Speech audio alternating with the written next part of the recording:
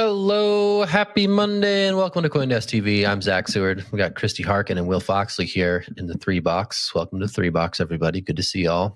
We got some stuff to get up to date on, and we're going to start with Will talking about, I think, Goldman Sachs and Galaxy. Another tie-up out of those two folks. What's going on?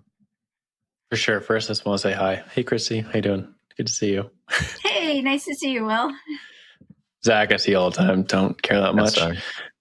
Let's just move over to Goldman Sachs, right? So Goldman Sachs, huge player in the banking scene. Everybody knows their name. Galaxy Digital, also a lot of people in crypto know their name, but not as big as as Goldman Sachs, obviously. But they are both working together to perform a new type of trade for Bitcoin. Essentially, what we have here is an over-the-counter cryptocurrency trade with a few different digital assets. Looks like Bitcoin at this point. Essentially, Galaxy Digital has constructed this derivative, this product that Goldman can then buy.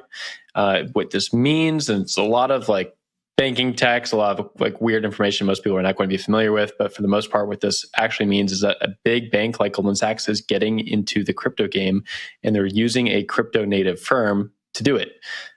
That speaks a lot to the value of banks getting into this game. It also speaks a lot to the value of something like Galaxy Digital, which kind of touts itself as this neobank or this crypto merchant bank of sorts, where they have a lot of different products and they can help these traditional players get into the crypto game, which obviously is what everyone in crypto wants to happen at some point, whether they say or not. They want their bags to go up, and this is how it happens. But it's also important for a firm like Galaxy Digital, which is trying to grow its portfolio as well. Zach, I want to throw this one over to you. I think this one's really hard to read and grasp what's happening here, but it is a pretty important story.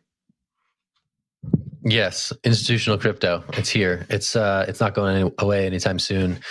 This is not the first time that Goldman and Galaxy have worked together, and I think that's also really interesting. Mike Novogratz, he's the guy in charge of Galaxy Digital. They're listed in Canada. There was talk of them listing on the stock exchanges down here in the US, but I'm not sure where that stands at present. But yeah, I think there's these firms that are sort of like Wall Street whisperers, and they help these big banks get into the space. Goldman Sachs, I think, we reported, I think it was like last March, that they were relaunching their crypto trading desk after a hiatus. So it's not as though Goldman is, sitting this thing out. They're definitely involved in some capacity. And this, I think, is striking in that it's a bit more direct, right? Like you often see these banks do sort of, these are like, training wheels products, but this tends to be a bit more to the point relative to some of the other ones that we've seen lately. So institutional crypto. I mean, you kind of forget that used to be like the narrative. Everyone was so excited about it, and the bull market was raging, and every bank under the sun was doing crypto. And that narrative has sort of subsided, but I don't think the momentum around that story has subsided to the degree that the narrative has subsided. And I think stories like this are just an example that Wall Street and its Bitcoin embrace are certainly heating up. So Christy, what a toss it to you. Any thoughts on Goldman here? Yeah, when I first read it, I didn't really know what it meant because this isn't really my bag. So I was talking with Brad Cowan, our markets business guru here at CoinDesk, and it was my first question was, so how close to Bitcoin are they? How close to actually trading Bitcoin are they? And it's like, no, not really. It's like a degen version of trading crypto. It's like, they are just, he said to me that they're just degenerate gamblers betting with money that isn't theirs and getting their clients to take various risks on betting on the price of Bitcoin, where it's going to go, because that's what options do. And I think it's interesting that is the way that Goldman has decided to approach crypto, just like any other degen gambler out there. Now, I'll pick it back up. There's a few other interesting things about this story. First is it's cash settled. I think a lot of people make a big deal about how these derivatives are settled.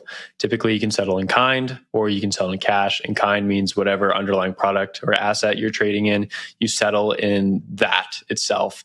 So think of oil. If you have an oil derivative, you can literally sell or settle in barrels of oil, which like nobody's really going to want to haul back to their basement and settle in that. So you often see it more done in cash, or they have some sort of other equivalent value for settling it. Here we're seeing it's cash settled. They didn't settle in Bitcoin. And a good indicator for how close these firms are willing to get to Bitcoin is if they're actually accepting Bitcoin when they're settling. And right now it doesn't seem they're willing to do so. It could be though that just most people want to settle in cash. It's easier to keep on the books that way. And like, why have Bitcoin on your balance sheet when at the end of the day, you're still reporting everything in dollars? The second thing that was interesting about this, I have some notes from someone who's actually on the inside, so shout out to them. The interesting thing here is that Galaxy Digital can now offer some of these products to other banks that are out there. So Goldman Sachs getting into this first hints that other banks are out there, and Goldman's kind of leading the charge. But Galaxy Digital now has a front seat to offer these products to other banks. So for that institutional adoption you're just talking about, Zach, Galaxy Digital is on the forefront of that.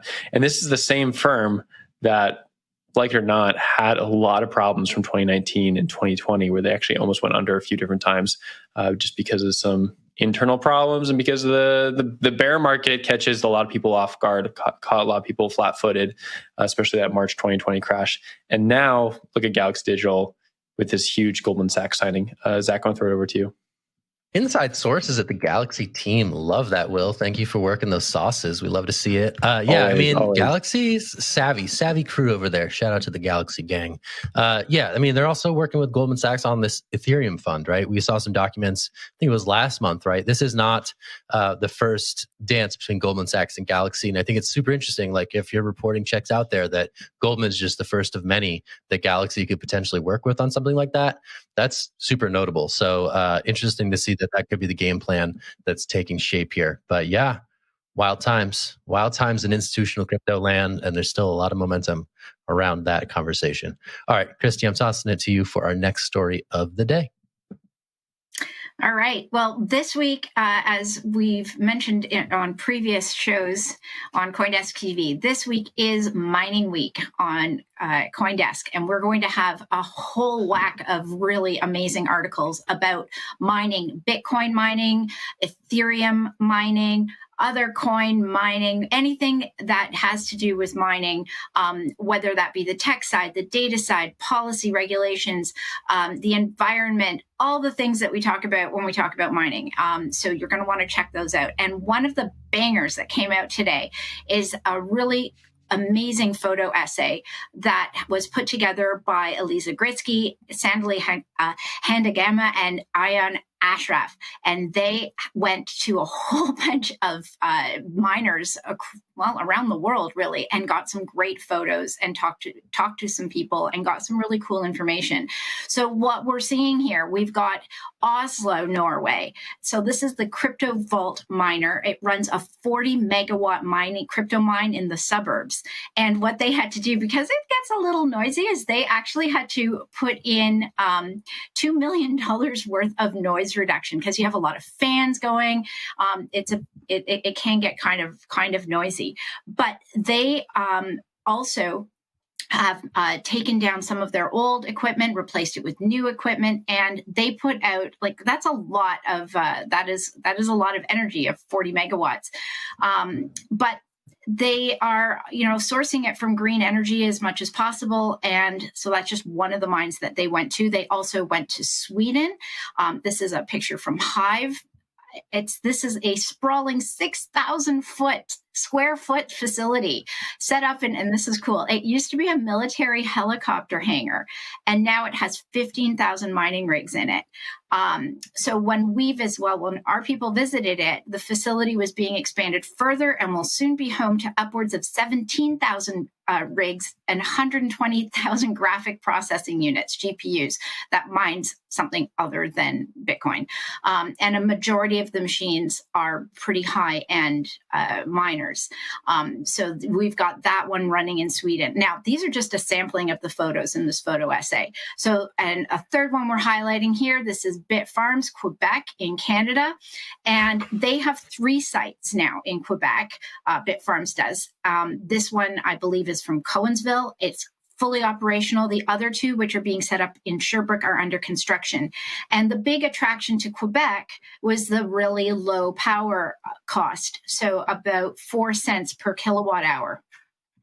And that's the thing with mining, is it's going to go to places, and I'm sure will attest to this, it's going to go to places where mining is cheaper, where there's going to be lots of plentiful, low-cost energy. And often that is trending toward renewables. Solar predominantly, I would say hydroelectric. Well, okay, probably more hydroelectric than solar, but solar is certainly gaining a lot of ground. And so, Will, tell me what you're thinking about this. Yeah, disclosure really quick. I do work for a mining company. I don't think we're in any of those photos, but I think they're really good shots, which is hard to do. I've tried to take photos of mining sites before, and let me tell you, it's just a computer, so it's hard to make it look sexy or cool at all. I think the story is really important, and that's for one reason Zach actually always brings up on the show, and that is mining is really hard to demystify, but it might be the most tangible part of Bitcoin or cryptocurrency in general. So people need to start shedding light onto these things, start bringing it back into the conversation. So ESG, environmentalism, climate change, that stuff is obviously not going away. The conversation for it is only going to escalate. And Bitcoin mining, cryptocurrency mining sits in the nexus of that conversation as it also grows in importance. So those things just are tied together. The best thing that mining firms can do is open up their books, show people what these things are like. They're just facilities. They're just industrial facilities that people have had forever. They're repurposed, retrofitted.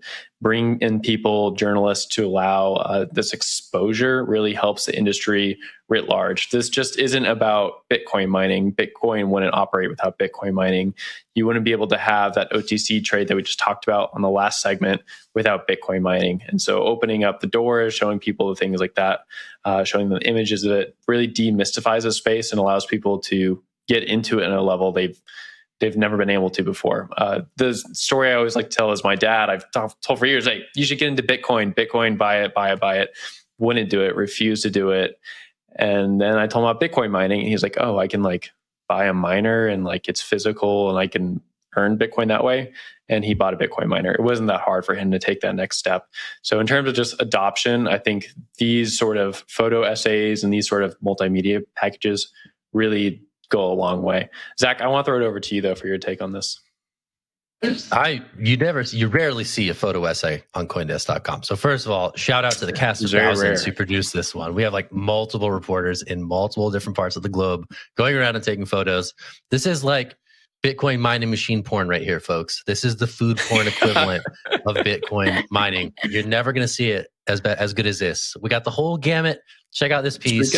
It's really cool. I don't know what Will is talking about, that Bitcoin mining machines aren't sexy, because clearly he hasn't spent enough time with this piece. It's a good piece. Check it out. Getting a feel for what these things look like, I think, is really important, to Will's point.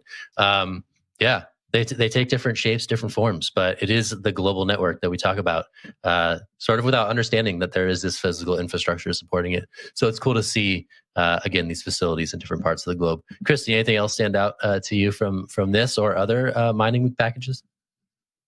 Well, what I think also, besides the demystifying, I think it gives a really good broad scope of what is going on in the mining industry, the challenges that they face. We've talked about how they're building it and having to repurpose buildings, but they're also talking about how they interact with the community and where Bitcoin mining fits into the greater infrastructure, whether that be for good or for bad, because, some people aren't crazy about having, they had to install noise prevention equipment in the first photo. But there are ways that miners are working with the community to actually improve things, stabilizing the grid.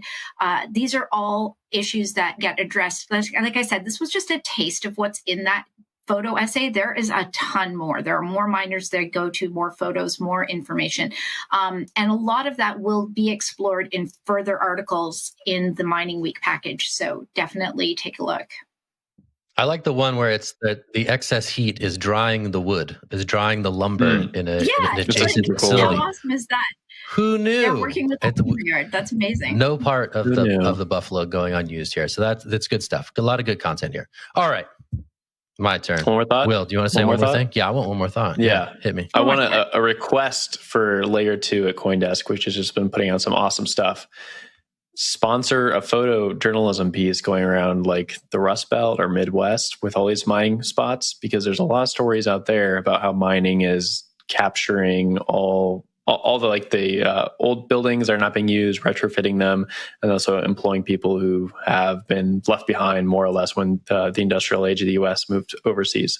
So that's just a request. I don't know if Mark Hochstein is listening at all, but if you are, road trip, we could send someone. We could commission a road trip. We were actually this close to that story. We might still. There we go. Nice.